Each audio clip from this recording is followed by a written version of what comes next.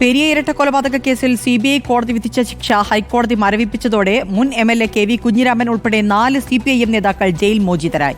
Kannur central ജയിലിൽ നിന്ന് പുറത്തിറങ്ങിയവരെ Kannur, Kasaragod CPIM ജില്ലാ നേതൃത്വം ചേർന്ന് സ്വീകരിച്ചു.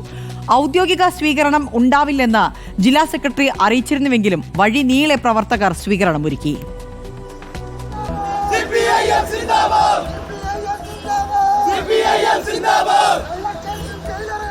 5 വർഷം തടവിന് ശിക്ഷിക്കപ്പെട്ട KV Kunhiraman, K Manikandan, Raghavan Velutholi, KV Bhaskaran എന്നീ നേതാക്കളാണ് ജയിൽ മോചിതരായത്.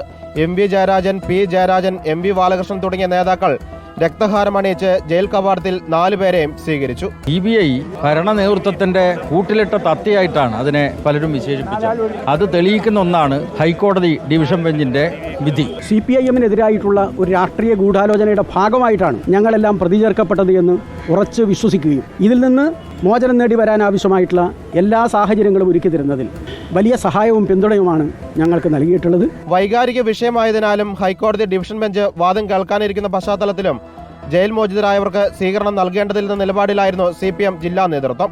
എന്നാൽ കാസർഗോഡ് ജില്ലയിൽ നേതാക്കൾ പ്രവേശിച്ചതോടെ പ്രാദേശിക തലത്തിൽ വഴിനീളെ സ്വീകരണം നൽകി. പടക്കം പൊട്ടിച്ചും മുദ്രാവാക്യം വിളിച്ചും രക്തഹാരം അണിയിച്ചുമായിരുന്നു സ്വീകരണം.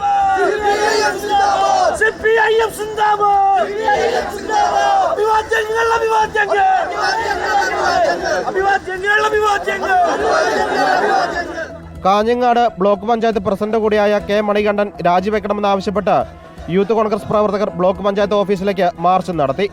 റിപ്പോർട്ടർ, കണ്ണൂർ, കാസർഗോഡ്.